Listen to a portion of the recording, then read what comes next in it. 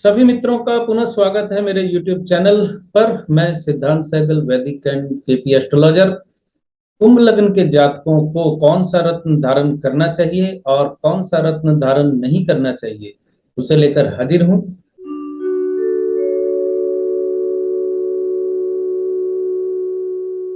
तो प्रथम भाव में कुंभ राशि होती है, जैसा कि जाहिर है। तो कुंभ लग्न का लॉर्ड जो होता है वो शनि होता है। तो कुंभ लग्न के लॉर्ड होते हैं शनि देव। कुंभ शनि देव की मूल त्रिकोण राशि होती है और शनि देव का रत्न होता है नीलम। शनि देव की दूसरी राशि मकर द्वादश भाव की लॉर्ड होती है। तो कुंभ लग्न के जातकों को नीलम पहनना चाहिए, लेकिन बिना परामर्श के नहीं पहनना चाहिए। सबसे पहली बात तो यह है, अपने दिमाग में आप ये रख लें कि शनि अगर डेबिलिटेट है, वक्री है, अस्त है या डिग्री में कमजोर है तो ही नीलम पहनने की सोचें, अन्यथा पहनने की कोई जरूरत नहीं है आपको। कुंभ लग्न में दूसरे भाव में होती है मीन राशि। मीन राशि का लॉर्ड होता है बृहस्पति और बृहस्पति का रत्न होता है पुखराज। और बृहस्पति की दूसरी राशि होती है एकादश भाव में, यानी मूल त्रिकोण राशि धनु एकादश भाव की लॉर्ड होती है। तो कुंभ लग्न के जातक पुखराज पहन सकते हैं। यहाँ मारक होता है दूसरा भाव, लेकिन फिर भी पुखराज आप धारण कर सकते हैं। 90% मामलों में आप पुखराज धारण कर सकते हैं। 10% मामले ऐसे होते हैं जहां आपको पहनने की जरूरत नहीं है या पहनने से आपको नुकसान हो सकता है। तो मैं तो आपको यही कहूंगा कि कोई भी रत्न आप ज्योतिषीय परामर्श के बिना ना पहने। ये जो काम चलाऊ बात आप सुनते हैं ना कि 159 के रत्न पहन लीजिए, यानी लग्नेश, पंचमेश और नवमेश का रत्न आप कभी भी धारण कर सकते हैं, ये एक गलत धारणा है। इस धारणा में ना फंसे आप लोग। तीसरे भाव में होती है मेष राशि। मंगल की मूल त्रिकोण राशि होती है मेष और मेष का लॉर्ड होता है मंगल। और मंगल की दूसरी राशि होती है वृश्चिक दशम भाव में, यानी मंगल यहाँ तृतीयेश और दशमेश है। मूंगा आपको अमूमन धारण तो नहीं करना चाहिए, लेकिन फिर भी मंगल अगर रेट्रोग्रेड है, नीच का है, अस्त है, गलत जगह पे बैठा हुआ है, गलत से मेरा मतलब है 6 8 12 में बैठा हुआ है, हालांकि छठा भाव मंगल के लिए शुभ होता है, तो ऐसी स्थिति में आप लाल मूंगा धारण करने की सोच सकते हैं, लेकिन लाल मूंगा आप बिना ज्योतिषीय परामर्श के ना पहने। चौथे भाव में है वृष राशि। वृष राशि के लॉर्ड होते हैं शुक्र और शुक्र की मूल त्रिकोण राशि यानी दूसरी राशि तुला नवमेश होती है, यानी नवम भाव में होती है। तो शुक्र का रत्न कुंभ लग्न के जातक 95% मामलों में यानी 95% मामलों में हीरा धारण कर सकते हैं। 5% ऐसी स्थितियां भी बनती हैं जहां आपको हीरा धारण नहीं करना चाहिए। तो ज्योतिषीय परामर्श ले लेना आपके लिए आवश्यक है।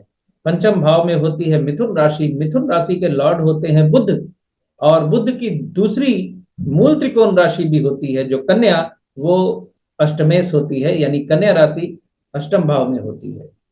तो एक पॉइंट यहां बता देता हूं आपको कि बुध अगर अष्टम भाव में बैठा हुआ है स्वग्रही होके, तो आपने पन्ना धारण नहीं करना है। हालांकि कुंभ लग्न में पन्ना धारण किया जा सकता है, लेकिन स्थिति के अनुसार आपको यहां धारण नहीं करना है। और पहनना है अगर, तो किसी ज्योतिष से परामर्श लेकर पहने, यूं ही उठाकर न पहन ले। हाँ, बुध अगर पंचम भाव में स्वग्रही है तो आप पन्ना पहन सकते हैं। 90 से लेकर 95% मामले में आप पन्ना धारण कर सकते हैं। छठे भाव में होती है कर्क राशि। कर्क राशि के लॉर्ड होते हैं चंद्रदेव।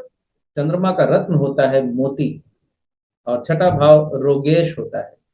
तो मोती आपको धारण नहीं करना चाहिए।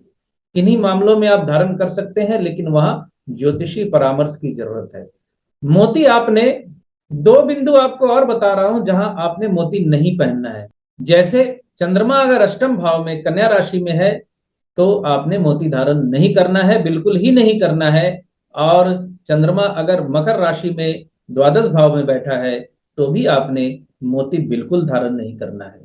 सप्तम भाव में है सिंह राशि। सिंह राशि के लॉर्ड होते हैं सूर्य और सूर्य का रत्न होता है माणिक्य। माणिक भी आपको धारण नहीं करना है कुंभ लगन की।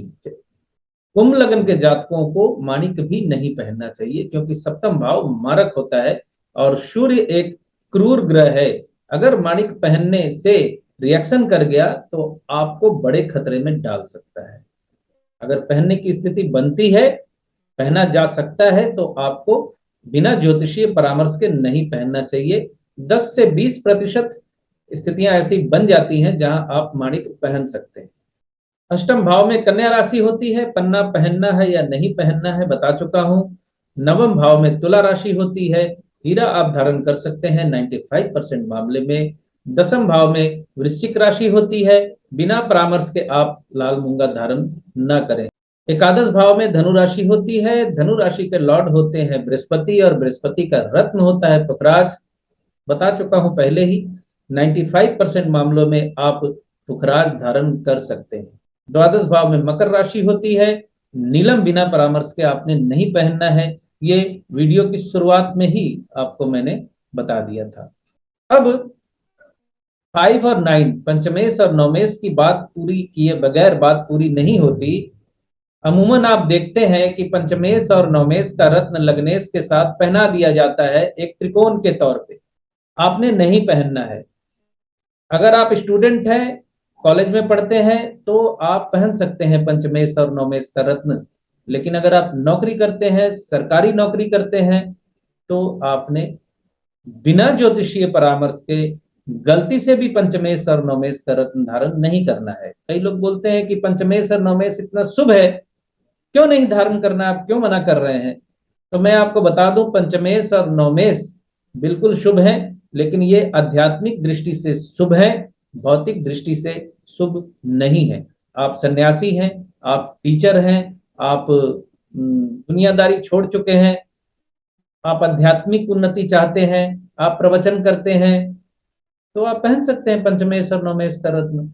आपका काम दान दक्षिणा से अगर चल जाता है तो आप पहन सकते हैं, कोई इशू नहीं। तो ये था कुंभ लग्न के जातकों का विश्लेषण रत्नों को पहनने और ना पहनने को लेकर। बहुत बहुत धन्यवाद आप सभी का जुड़े रहने के लिए। खुश रहिए, स्वस्थ रहिए।